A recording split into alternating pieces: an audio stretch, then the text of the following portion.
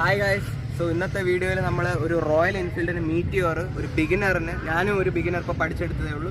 So ഞാനൊരു ബിഗിനറിനെ എങ്ങനെ പഠിച്ചെടുക്കാമെന്ന് കാണിക്കാം. സോ ഹായ് ഗൈസ്, അപ്പോൾ ഞാൻ കയറിയിട്ടുണ്ട്. സ്റ്റാൻഡ് ആദ്യം മാറ്റി, അത് വേണം ആദ്യം നോട്ടീസ് ചെയ്യേണ്ടത്. അതിന് ശേഷം ചാവി തിരിക്കുക. ക്ലോസ് അടുത്തോട്ടോ. ഓക്കെ, നമ്മൾ ചാവി റൈറ്റിലോട്ട് തിരിക്കുമ്പോഴത്തേക്കും വണ്ടി ഇവിടെ ഓണാവും. ആൻഡ് സ്റ്റാർട്ടിങ്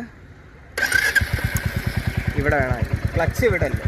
ആൻഡ് ഗിയർ ഈ റോയൽ എൻഫീൽഡിൽ ചെറുതായിട്ടൊരു മാറ്റമുണ്ട്. അതായത് നമ്മൾ സ്പ്ലെൻഡറിലുള്ളത് പോലെയല്ല. സ്റ്റാർട്ടിങ് ഫസ്റ്റ് ഗിയർ ഒന്ന് താഴോട്ടാണ്, ഇതിപ്പോൾ ഫസ്റ്റ് ഗിയർ അല്ല. ആൻഡ് ബാക്കിയുള്ളത് നമ്മളെ നോർമൽ ബൈക്സ് പോലെ തന്നെ ഇങ്ങനെ താഴോട്ട് തന്നെ. ആൻഡ് എന്നിട്ട് ഡൗൺ ഷിഫ്റ്റിങ് ഫ്രണ്ടിലോട്ട്.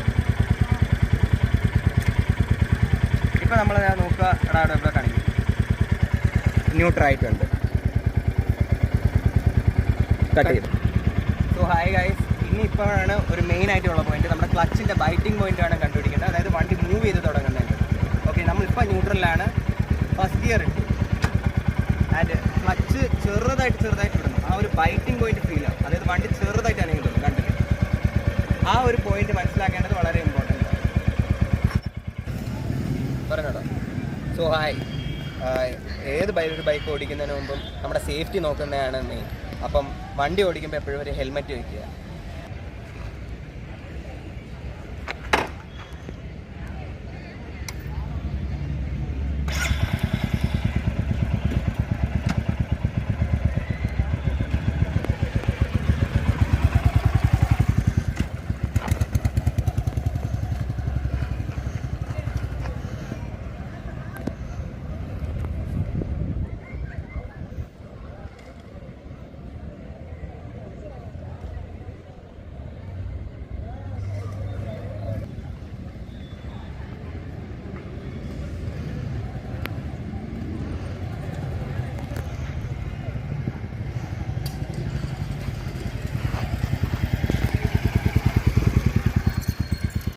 സോ ഹായ് ഗൈസ്, ഇനി ഞാൻ ഒരു കാര്യം പറയാൻ പോകുന്നത് ഫസ്റ്റ് ഗിയറിൽ നിന്ന് സെക്കൻഡ് ഗിയർ പോകുന്നതാണ്.